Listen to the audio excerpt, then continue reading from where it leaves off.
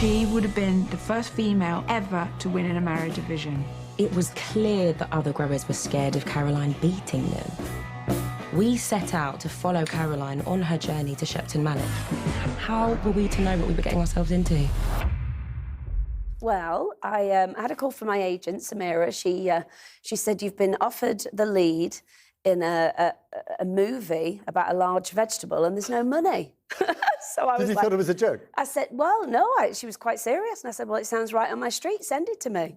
Because you'd always wanted to do a movie with a large vegetable and no money. Well, I kind of love all those indie films and I like supporting new talent, so I was quite excited about the prospect of playing the lead in a movie as well, and it sounded quite bizarre. Because it's sort of funny but also deadly serious at the same time, which is, I guess, why it's quite funny. Well, I think as, you know, when you're making a mockumentary, which is what this is, you're playing a real person. So I did actually email Ricky Gervais and say, how do you do this? Because he'd done David Brent. That's his thing, isn't it? Yeah, and he just said... What tips did he give you? He just said, be yourself, it'll be great, and don't try and be funny, you know. And I think that's what some of the reviews are picking up, that it's just underplayed, anti-acting, kind of realism. And Caroline's like the sort of through line, and she's got to stay grounded, and you know, it's very serious to her. She's grown this marrow, and she's taken it to the local fair. I'm taking it very seriously, but I'm finding it also quite difficult not to laugh. I know. It's Don't laugh. I know. It was very hard on set not to laugh. The characters are just hilarious. But the thing is, people take that stuff very seriously. They really do, whether it's, you know, marrows or whether it's pie competitions or you know, dog shows. Why do you think we take that stuff so seriously? Well, I think it's an amazing community, actually. I mean, we had a great guy that was advising us throughout the film, and he is, you know, is in the Guinness Book of World Records. He's, you know, grows huge vegetables and they put them into competitions. And so I found the world fascinating. You're not playing yourself, but you're being as real as possible. You're in this world that's kind of insane to me, but actually very real to a lot of people. Here it is. There's a garden. This is where all the magic happens. Fertiliser's key. Tried a few different recipes over the last 12 months, something like that. But the fish guts, marrows especially seem to love. My mate Sid did all this for £6. When we first put it down, look at all the cats, didn't we, come in? Nightmare. Yeah. She's a kind of anti-hero. She grows this huge marrow, takes it to a fair, puts it into this competition. She gets disqualified. She doesn't really fit in there.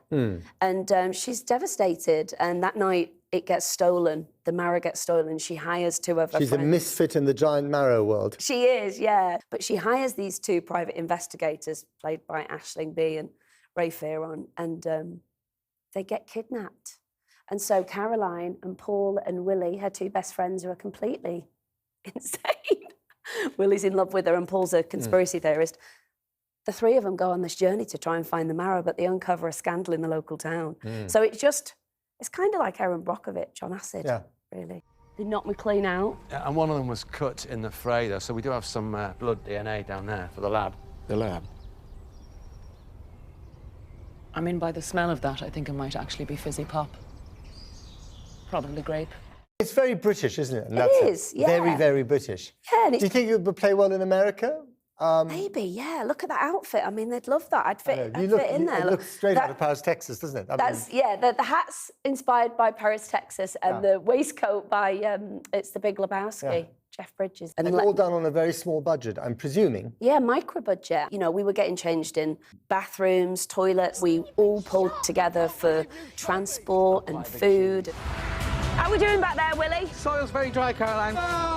But I started off in indie film with This Is England, and it's the kind of place where you find that everybody's got the same primary purpose.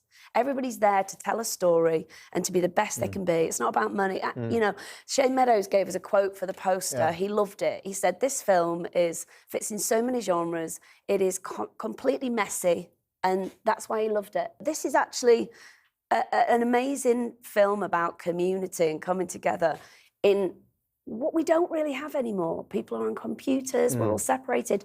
This is quite an earthy film based around human values, you know, friendship and love. Or the action equivalent of it, apocalypse allotment. That would be great. Good idea. Oh my God. Should we start writing? Let's do it. Let's do it. Let's do it. Jo Hartley, thanks very much. Thank you, Matt.